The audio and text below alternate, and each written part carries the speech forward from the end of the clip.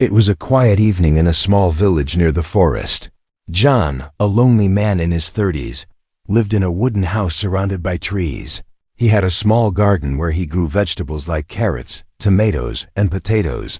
Every day, he checked his garden and felt proud of the fresh food he grew. But one morning, something felt wrong. John noticed that many vegetables were missing. Carrots were pulled out, tomatoes were crushed, and potato plants were broken. At first, he thought it was an animal, maybe a deer or a rabbit, but the bites didn't look like animal marks. And there were no footprints. The next night, he stayed up and watched from his window. He waited quietly, the lights off, the room silent. But nothing came. He tried again the next night, still nothing. So he decided to set up a small camera near the garden. The next morning, he checked the camera footage. His eyes widened as he saw a strange glowing figure. It was tall and thin, moving slowly and carefully. It wasn't an animal, and it didn't look human either. The figure had long fingers and large glowing eyes. John couldn't believe what he saw. He watched the video again and again. It was real. Something strange was stealing his vegetables. He decided to catch it the next night. He grabbed a flashlight and a stick and waited near the garden. At midnight, he heard something. Leaves rustled. A soft sound of feet touching the soil. He quickly turned on the flashlight, and there it was. The same glowing figure. But now he could see it more clearly. It was a female creature with light blue skin and silver hair. Her clothes were torn and dirty. She turned and raised her hands in fear. John stepped back, shocked, but didn't attack. She looked weak and tired.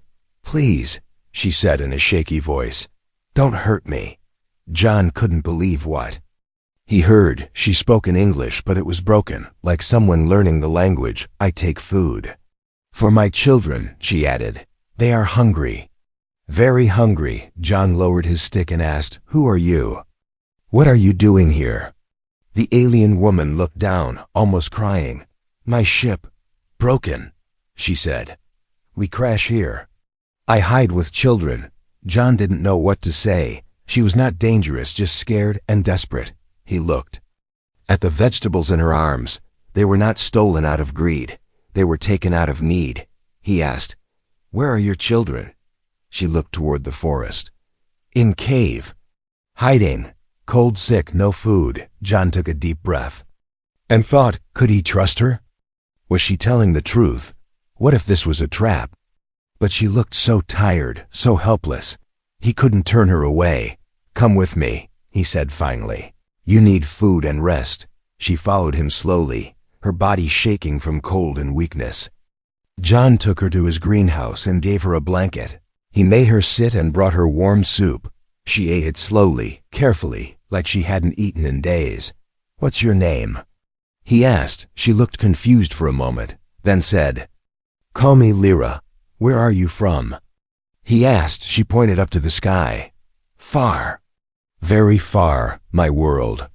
Dawn. John listened quietly. He didn't understand everything, but he felt her pain. A mother running from something, trying to protect her children. He didn't know what to do next, but he knew one thing. He couldn't send her away, not like this. As Lyra rested in the warm greenhouse, John looked out at the dark forest. So many questions filled his mind. Who else knew she was here? Was someone chasing her? And what would happen if others found out? That night, John couldn't sleep. He looked again at the video on the camera. A strange glowing woman stealing vegetables. Now he knew the truth, but he also knew the danger. Something bigger was coming. He walked back to the greenhouse to check on her. She was asleep, breathing softly under the blanket. John knew this was just the beginning. A secret visitor from the stars, and tomorrow, he would follow her into the forest, to meet her children, and maybe, to discover something that would change his life forever. Asterisk. The morning sun touched the edge of John's greenhouse, but his thoughts were still trapped in the night. He sat beside the window, staring at the alien woman who now slept peacefully on the floor.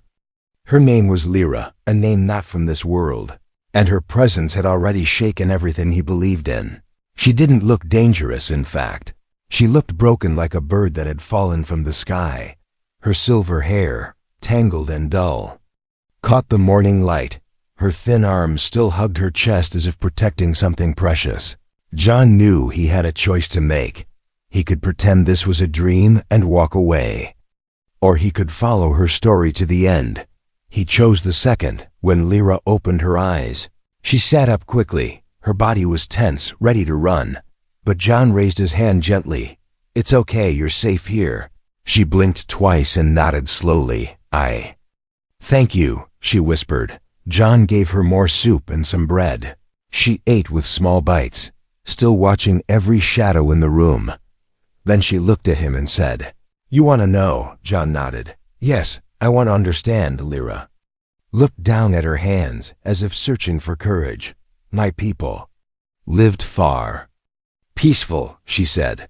"We grow, sing, teach, raise young ones." Her voice trembled as she continued. "But fire came. Not from sky, from darkness." John leaned forward. "Who attacked you?" Lyra's glowing eyes filled with pain. "Hunters," she said, her voice like a whisper through broken glass. "Metal ships. Loud, destroy everything. They take life. For sport." John frowned, trying to imagine a world full of peace torn apart by war. He asked softly, "How did you get here?" Lyra closed her eyes and spoke slowly. "Our ship. Small, we run, hide. Crash came. Here, I woke." In trees, John's heart ached as he listened. She had fallen from the sky, not in glory or power, but in fear and desperation. "And your children?" he asked. "Alive," she said quickly, "but weak. No food, no sun." She paused, tears glowing faintly on her cheek. "They cry in sleep." There was something in her voice, an ache no mother could fake. John stood up and grabbed a bag. "Take me to them," he said. Lyra looked at him with surprise and fear. "You trust me?" He nodded. "Yes, I do." They left the greenhouse and entered the forest. The trees stood tall and silent, hiding secrets in their shade. Lyra walked ahead, weak but steady. John followed, the bag of supplies hanging from his shoulder. After a long walk, they stopped near a rocky hill, behind a wall of thick vines. Lyra bent down and pushed open a small entrance. It was a hidden cave, almost invisible to the eye. The air was cool and damp, filled with the scent of stone and moss. Inside the darkness, two small shapes huddled together. John's heart sank. The children were thin, their skin pale blue like Lyra's. Their eyes opened when they heard her voice. "Mother." They cried weakly. She ran to them, holding both in her arms. John slowly stepped forward, opened the bag and gave them bread. They ate slowly, with tiny bites. Then they leaned against their mother, closing their eyes in safety. John knelt beside them and whispered, "Don't worry, you're safe now." Lyra looked at him with a soft smile. "You are not like others," she said. "You don't fear. You help." John didn't reply. He just looked around the small cave. There were drawings on the wall, strange but beautiful. Symbols, stars, and a picture of three figures holding hands. Even in hiding, they had kept their world alive. As the children slept, John spoke in a low voice. "What will you do now?" Lyra looked up, her face lit by the small lamp. "We hide until sky is safe," she said. "But they come. I feel them." "Who?" he asked. "The hunters," she said. "They follow. They track energy." John stood, his mind racing. He had helped her once, but what now? Would the hunters come to Earth? Would they harm others to get her? He walked out of the cave and looked at the sky, bright blue, peaceful, yet a storm was coming. Something beyond human understanding. But for now, in this quiet corner of the world, John had become more than just a gardener. He had become a protector of a mother, her children, and perhaps something much bigger than he could ever imagine. The forest was quiet, but John felt something in the air. Not wind, not sound, something deeper, like the woods were watching, listening, waiting. He followed Lyra again the next evening. this time with a blanket for each child and a flashlight. In hand, Lyra walked in silence, her steps soft, her shoulders heavy. John noticed she kept looking behind. She didn't tell him why, but her eyes were sharp. Searching the shadows, something was bothering her. The cave appeared again. Hidden behind the thick vines, John ducked as he entered, feeling the cool air on his face. This time, the cave didn't feel as quiet as before. There was a strange hum in the walls, like the cave itself was alive. Lyra led him deeper, past the spot where the children slept. At the end of a narrow passage, there was something glowing faintly on the wall. Symbols, written in light, moved slowly like water. Lyra touched them gently, and they changed shape. John stepped back, unsure.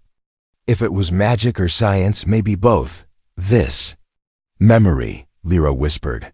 Our history, our map, our heart. She stood there for a moment, eyes closed, like she was listening to voices he couldn't hear. Then she turned and led him back to the children. They were awake now, sitting close together under a thin piece of cloth. The older one had small marks on his arms. The younger one's eyes were dull, and his breathing was slow. John sat down and placed the blankets on them gently. They stared at him, confused, but not scared. One of them reached out and touched his hand. John smiled and said, "It's okay. I'm a friend." The child didn't speak, but nodded. Lyra sat beside them, her face tired but calm. "We stay here 3 nights, she said. "No noise, no fire," John asked. "Why not?" She looked up at the cave's ceiling and whispered, "They watch from above." "The hunters?" he said. She nodded. "They feel energy, even heartbeat if close." John felt a cold shiver down his spine.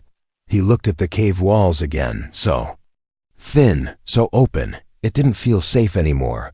"What do they want?" he asked. "Us," she said. "They don't hunt to live, they hunt to rule." John sat back and tried to think. 3 lives now rested on him. He had food, tools, knowledge, but was that enough? He decided he needed help, but not from people, not yet. That night, he brought them more food, herbs, and warm clothes. He taught Lyra how to use a small solar lamp he had. She smiled, holding it like it was treasure. "You give hope," she said softly. John didn't know what to say. Before he left, the older child looked at him and drew something in the dirt. A shape, a tall figure with long limbs and sharp hands. Then he drew fire behind it and a ship in the sky. John didn't need words. He understood. They had seen the hunters before, and they were still afraid. Back at home, John couldn't sleep. He kept hearing that soft hum from the cave. He kept seeing those drawings, and he kept thinking of those tiny hands holding on to life. He looked at the stars from his porch and wondered, were they out there already? Watching? Were they waiting for Lyra to send a signal? Or worse, had they already found her scent? The next morning, he returned early with a surprise. He had built a small radio scanner using old parts. It wasn't perfect, but it could listen to nearby frequencies. He placed it near the cave entrance and showed Lyra. "If they come, we'll know," he said. Lyra looked at him, eyes wide with something he hadn't seen before. "Trust. You don't run," she said. John nodded. "I won't leave you." Inside the cave, the children slept again, but this time, they smiled in their sleep, maybe because they were warm, maybe because they felt safe, or maybe because, for the first time since they crashed, they weren't alone anymore. Outside, the wind picked up. Clouds moved fast across the sky, and far, far away, hidden beyond Earth's reach, a signal blinked in a dark corner of space. A blinking light, a silent alarm. And someone, somewhere, was listening. Asterisk, the day started like any other, but something felt different in the air. John stood on his porch, staring at the sky. The wind was colder, faster, almost like it carried a whisper. The birds were missing from the trees. Even the insects had gone quiet. In the distance, thick clouds formed a spiral shape above the forest. It didn't look natural. It didn't feel natural. He stepped off the porch and walked toward the woods. The same path he had taken many times before. Each step felt heavier, like the earth itself was warning him. As he reached the hidden cave, he saw Lyra already outside. She was standing still, staring upward with her hand shielding her eyes. "They are close," she said before he could ask. John looked up but saw nothing. "What do you mean?" he asked. She pointed to the sky. "Listen, not with ears, with heart." John closed his eyes and stood quietly. At first, there was nothing. Then, a deep pulse, not a sound, but a feeling like thunder inside his bones. He opened his eyes and looked at her. "What is that?" Lyra's face turned pale. "It is a scan wave," she whispered. "They search from above. Scan for energy, for life." She turned quickly and ran to the cave. John followed her without a word. Inside, the children were shaking. The air in the cave had turned warmer. The walls glowed faintly with strange light. John looked at the radio scanner he had placed earlier. It was flashing. Something was coming near. "We can't stay here," he said. Lyra nodded, her arms wrapped around her children. "They come from sky, but not land. They send watchers first." John took out a folded map from his bag. "There's an old cellar under my greenhouse," he said. Lyra looked unsure. "It's small," John added, "but safe, hidden under the floor." She agreed, and they prepared quickly. John carried one child while Lyra held the other. The older child didn't speak but kept glancing at the sky. They reached the greenhouse just before sunset. John opened a hidden hatch under the wooden floor. It led to a dark, cold room that once stored farming tools. Now it would become a shelter. He lit a small lantern and placed it in the center. Lyra gently placed her child on a blanket. John gave them water and food. Then he climbed back up to check the sky again. And that's when he saw it, a red light, blinking slowly above the clouds. Then another, then three more. No sound, no engine. Just lights drifting in a silent pattern. He grabbed his binoculars and looked closer. Small metallic objects were hovering above the trees. They were not planes, not drones. They moved too smoothly, too quietly. His heart began to race. He rushed back down the hatch and locked it from inside. "They're here," he said, his voice shaking. Lyra looked at him with fear in her eyes. "We must not make sound," she said. "They can hear. Through earth, through breath." Everyone went silent. Even the children covered their mouths. The only sound was the slow drip of water from an old pipe in the corner. Minutes felt like hours. Then, a shadow passed over the ceiling. John held his breath. Above them, on the surface, something moved, something heavy. He heard a low hum, like electricity sliding across metal. Then, silence again. The presence above them faded, but the fear stayed behind. Lyra finally whispered, "They scan, but not find." Yet, John looked at her and said, "How long do we have?" She answered without looking at him, "Not long." That night, none of them slept. The cellar felt like a box buried under fear. John sat against the wall, watching the children sleep in Lyra's arms. He realized something. He wasn't just protecting aliens anymore. He was protecting a mother, two children, and maybe, in some strange way, the future. Because if these hunters were real, and if they were coming, they wouldn't stop with Lyra. They would scan the earth. And when they found something they wanted, they would take it. The warning had arrived. Not with guns, but with silence, and silence was always the first sign of war. It began with light, not from the sun, but from the sky. A burning beam of red that cut across the stars like a sword. John saw it while standing in the field. He didn't move. He didn't blink. He knew this was it. The sky had stopped warning. And now it was speaking in fire, from the clouds above. Three dark shapes slowly descended, not flying, floating, smooth, silent, terrifying. Each ship was shaped like a sharp claw, metal black, humming with a sound that was more felt than heard. The ground below them trembled, not from weight, but from presence. John ran back to the greenhouse, heart pounding in his chest like a drum. He opened the hatch and shouted, "They're here." Lyra stood up at once. Holding her children close, she didn't ask what happened. She already knew. Her hands shook as she reached for a small silver device tied to her belt. She pressed it gently and whispered something in her language. The cellar filled with a soft glow. The walls shimmered for a moment. John stared at the light, confused. Lyra turned to him and said, "A shield." "It won't last long," John nodded, already grabbing his old hunting tools. Above them, something landed. The ground thudded like a heart skipping a beat. John climbed up and opened the hatch just a little. He peeked out through a small gap. And there it was, one of the hunters. It stood 9 feet tall, covered in armor that moved like muscle. Its head was round, with no face, just a black screen that pulsed with red lights. It held a long staff, glowing at both ends as it stepped forward. The grass under its feet turned black. It was death walking in silence. John didn't think. He grabbed a flare gun from his workbench and fired it into the sky. A burst of red light exploded above the trees. The hunter paused, turning its head slightly. Then it moved faster, too fast. John slammed the hatch shut and jumped back down. "They know we're here," he gasped. Lyra didn't panic. Instead, she handed him a small glowing stone. "Press if you must fight. It burns them." He didn't ask how it worked. He just held it tightly. The cellar shook as something hit the hatch above. Wood cracked, dust fell, and the children screamed. Lyra hugged them tight, singing something soft in her language. John climbed up the ladder. His hand was shaking, but his mind was sharp. The hunter was trying to break in, but it hadn't found the exact spot yet. He had seconds, maybe less.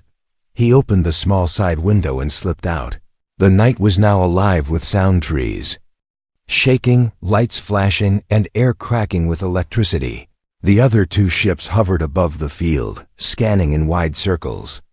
John ran to his shed and grabbed 2 bags of fertilizer. He wired them to old batteries, homemade explosives. He placed them near the hatch and waited. The hunter finally found the cellar door. It raised its glowing staff, ready to strike. John shouted, "Hey, metal face." The creature turned, just in time to see John press the detonator. The explosion rocked the ground. Smoke rose, fire sparked, and the hunter was thrown into the trees. John ducked and rolled behind a stone wall, coughing. But it wasn't over. From the smoke, the hunter stood again, slower, damaged but alive. John gritted his teeth and grabbed the glowing stone Lyra had given him.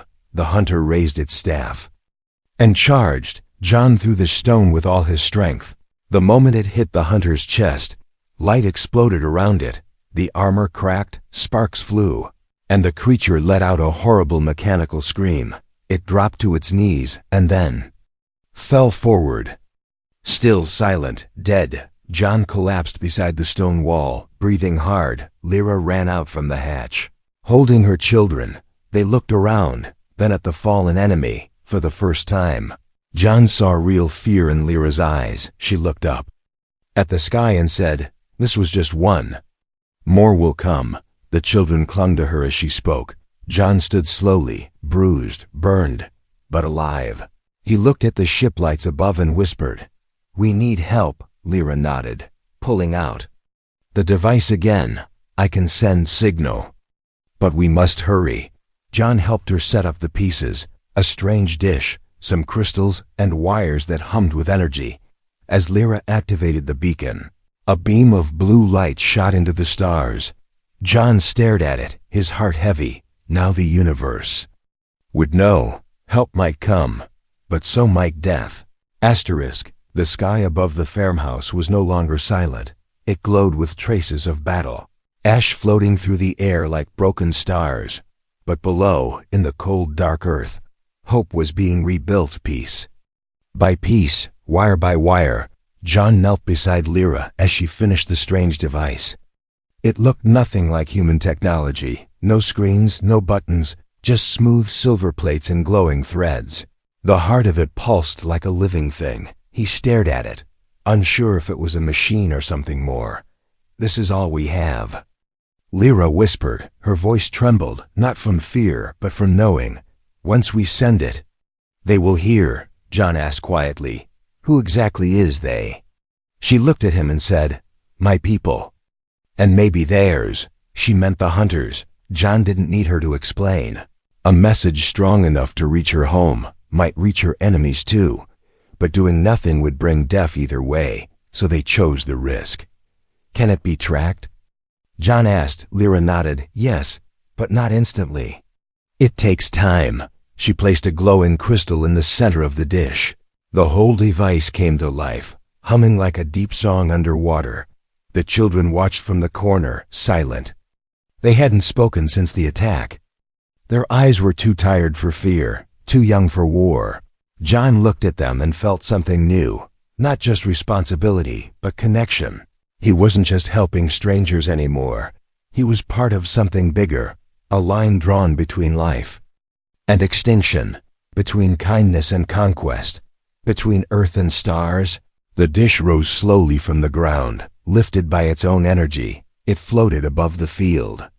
Facing the sky, Lyra stepped forward, placed both hands on the edge, and began to speak, not in English, not in words John understood, but in a language of light and sound. The crystals responded. Glowing with every word, lines of color danced through the sky like threads of memory. John felt something inside him stir, like a dream just out of reach. He couldn't understand the words, but he understood the feeling. Lyra was telling her people she was alive, that her children were safe, that she had found a human who did not shoot, who did not run, a human who stayed and fought when she finished. The light grew brighter. It formed a beam and shot upward, so fast it disappeared into the stars, and just like that, it was done. The message had left Earth. Now they could only wait. Lyra stepped back, her face pale.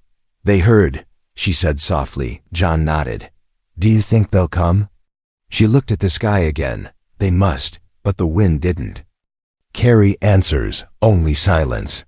John placed a blanket over the children and sat beside the farmhouse door. The hunter's body still lay in the trees, broken, but others would come. He looked at Lyra and asked, "If your people don't arrive in time, what will we do?" Lyra didn't answer at first. She walked toward the dead hunter and pulled something from its chest. A glowing cube, pulsing faintly. "Memory core," she said. "It records everything." John took it gently. "Can we use it?" Lyra nodded slowly. "It shows what they are, what they did. Proof." John's eyes narrowed. "Then we send it next." The night passed slowly. The children slept. Lyra sat with her back against the wall, eyes open, always listening. John stayed awake, holding a flashlight like a weapon. Outside, the stars moved across the sky. But one star didn't move. It stayed still, watching, glowing slightly red. John whispered, "Is that one of them?" Lyra stood slowly and followed his gaze. "No," she said after a pause. "That is ours." John felt something shift inside him, hope, small but real. "They answered," she said, voice shaking. But even as relief filled the air, a new sound began, low, distant, rumbling, from the other side of the forest. A second signal had been sent, but not by Lyra, not by John. From the remains of the hunter's ship, a silent alarm had triggered, and now someone else was listening too. The hunters had heard. Two signals, two sides, and only time would tell who reached Earth first. The wind carried no scent, no sound, just silence, the kind that comes before something breaks. John stood in the middle of his field, staring at the sky. The red star from before had grown brighter, but now a second star had joined it, blue and fast-moving. Two lights, two destinies. One hope. Behind him, the cellar door stood half open. Lyra waited inside, holding her children close. Her eyes didn't blink, her hands didn't shake.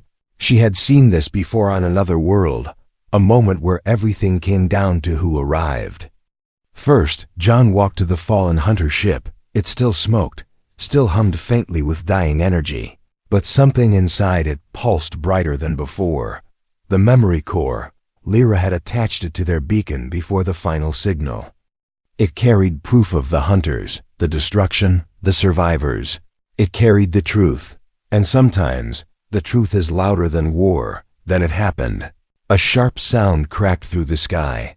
A ship, long and black, fell from the clouds like a blade. It hovered above the tree line, lights flashing. The hunters had come.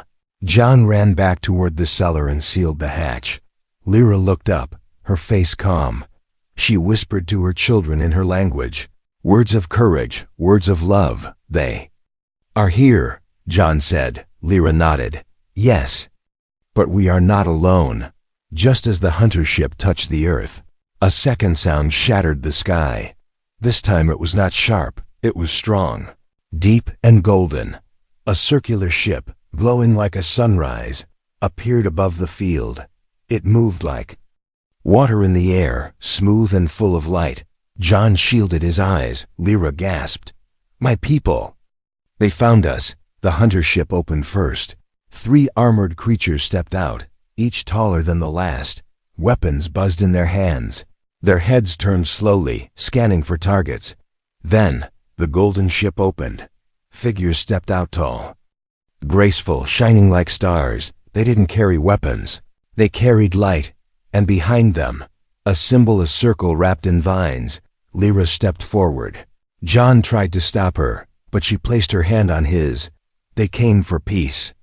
Said, they do not run from war. They end it. She walked into the open field. The hunters saw her. One aimed its weapon. John's heart stopped, but before the weapon fired, the sky pulsed blue. A wave of energy pushed out from the golden ship. The hunter's weapon fell from its hand. The creature collapsed to its knees, screaming. The other 2 backed away, unsure. The shining one stepped closer. One raised a hand and touched the air. A soft sound echoed, not like music, but like memory. The hunters froze then. Slowly, they lowered their weapons. John watched in disbelief. No battle, no fire, just light, truth, and power that didn't destroy, but silenced darkness. Lyra turned to John, her eyes filled with tears. It's over, she said. The shining ones walked toward the cellar. They looked at the children. Then at John. One of them spoke not with words, but into his mind. You protected life. Without knowing the stars, John nodded slowly, unable to speak. They handed Lyra a crystal, a sign of return, a promise of home. The children smiled for the first time, and even the air felt lighter. As the golden ship began to rise, Lyra turned to John. I will never forget, she said. He smiled sadly. You don't have to. I'll remember for both of us. She hesitated, then reached into her pocket and gave him a small glowing stone. For you. When you are ready to see more.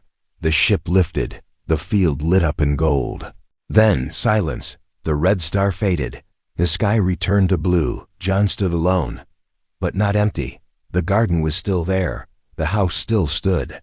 But the world had changed. Because one day, a poor alien woman had stolen vegetables from his garden. And instead of fear, he had chosen kindness instead of silence. He had chosen to listen, and that choice had echoed across galaxies. Maybe that's how change always begins, not with war, but with a meal shared, a hand held, a stranger trusted. John looked at the glowing stone in his hand. Somewhere in the stars they were watching, waiting, and when he was ready, he would find them again.